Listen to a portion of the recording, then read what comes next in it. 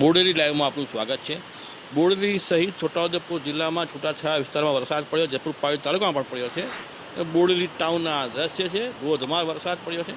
લગભગ 15 મિનિટ પહેલાં એટલે 10:30 વાગ્યાથી વરસાદ શરૂ થયો છે રાતે, અને અંધારામાં અચાનક જ વાદળોની ઘેરાબંધી અને પવનના સૂસવાટા સાથે હવામાન બદલાયું અને સાથે વરસાદ પણ ખાબક્યો।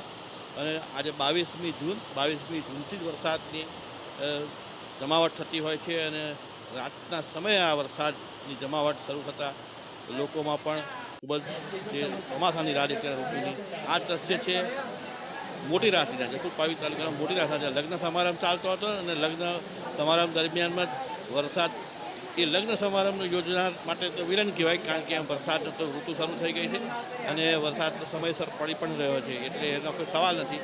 પરંતુ જે લગ્નો જે લોકોએ યોજ્યા હતા તે લગ્નમાં વરસાદ જાણે વિલન બની લાવ્યો હોય એ ઘરવાળા એ પરિવારજનો લાગ્યું હતું। એ દ્રશ્ય પણ આપણે જોયા, અને જે વરસાદ જે પડ્યો એની માત્રા જ્યારે ગાડી કાર જઈ રહી છે તેની લાઇટમાં પણ આપણે જોઈ શકીએ છીએ, અને જે અવાજ છે ઇન્ટેન્સિટી તેના પરથી પણ ખ્યાલ આવે છે કે ધોધમાર વરસાદ વરસી ગયો છે।